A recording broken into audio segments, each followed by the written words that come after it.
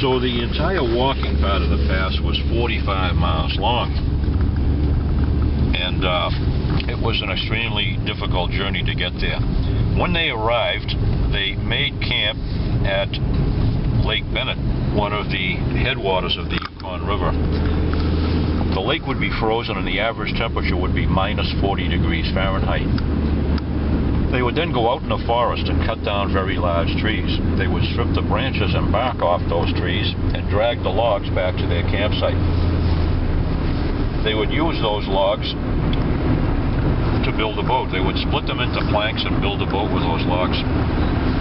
And your homemade boat had to be very strong because it would have to carry you and your partner and 4,000 to 6,000 pounds of goods on a 500-mile journey down the Yukon River at the end of May 1898, when the ice finally broke up on the lakes and the river.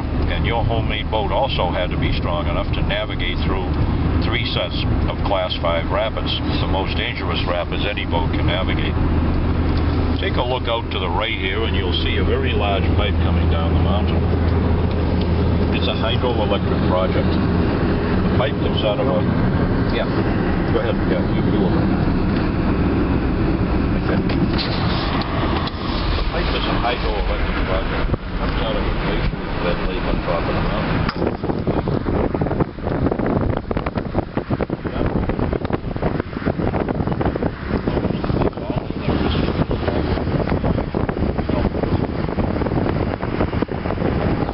Sometimes in the winter we have blockage in that pipe from ice.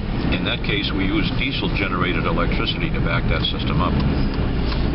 So we're going to stop and get out here and take a look at this waterfall that's here also, which is called Pitchfork Falls. Very scenic spot. Now it's a good idea to make the scenery photos as quickly as possible so we save the time for wildlife in case we see some wildlife. It's better to spend time to take some pictures of bears or mountain goats or whatever we might see today. So let's get out and check it out.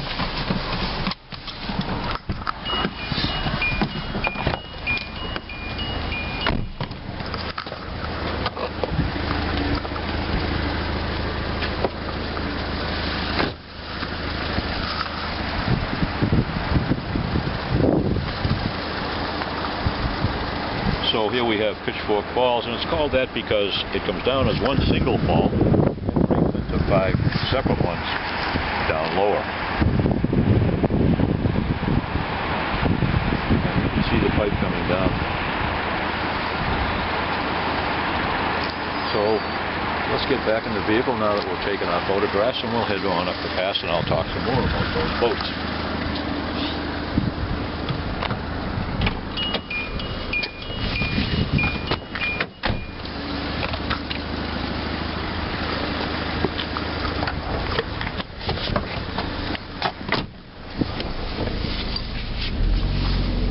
Most of the people building those boats were not boat builders by trade. Most of them were factory workers and farmers.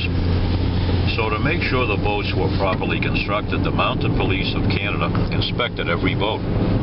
When they approved a boat, they put a large black number on it. That's how we know that over 7,000 boats were launched at the end of May 1898. Despite the Mounted Police's efforts, many people still drowned on that journey because it was a dangerous journey, no matter how strong your boat was or how skilled you were at navigating rivers. Many people also died climbing this mountain from exposure to the cold or from accidents. No one really knows for sure just how many. This road is opened all year round unless there is an avalanche. Then they close the road and the plow comes out to clear it. The red and white markers here tell the snowplow where the road is so the plow doesn't go over the edge into the valley. As soon as the road is cleared of snow, it's reopened because this is a vital supply link to the city of Whitehorse, the capital of the Yukon Territory. Whitehorse is located 115 miles from Skagway and has a population of 23,000 people that depend on this road for the delivery of the fuel for their automobiles, the delivery of the fuel for heating their homes in winter, the delivery of their groceries and their store goods. They also depend on this road for the export of ore from their mines, produce from their farms, and their manufactured goods. Whitehorse has a Walmart. It has a Canadian Tire store, which is a large chain like Walmart. It has several large grocery stores. It has movie theaters. It has live theaters. It has superb restaurants and very lively nightclubs, and also some very interesting museums. So all the people from Skagway and from all the small towns in British Columbia and the people from the small towns in the Yukon Territory all love to go to Whitehorse to shop and to get that big city feeling. Whitehorse is basically the Big Apple in this area. Take a look out to the right down below us here, and you'll see a body of water down there called the Skagway River between those two mountains. That there is down because it is estimated that 3,000 horses died down there. Over. Those horses had been purchased in Skagway by prospectors to help carry their ton of goods up the pass. Most of those prospectors were complete amateurs when it came to horsemanship. They knew very little about horses. So they tended to overload the horses, and they also did not bring enough feed. They thought the horses could feed themselves along the trail. But the fact of the matter is that during the winter up here, there is no feed for horses.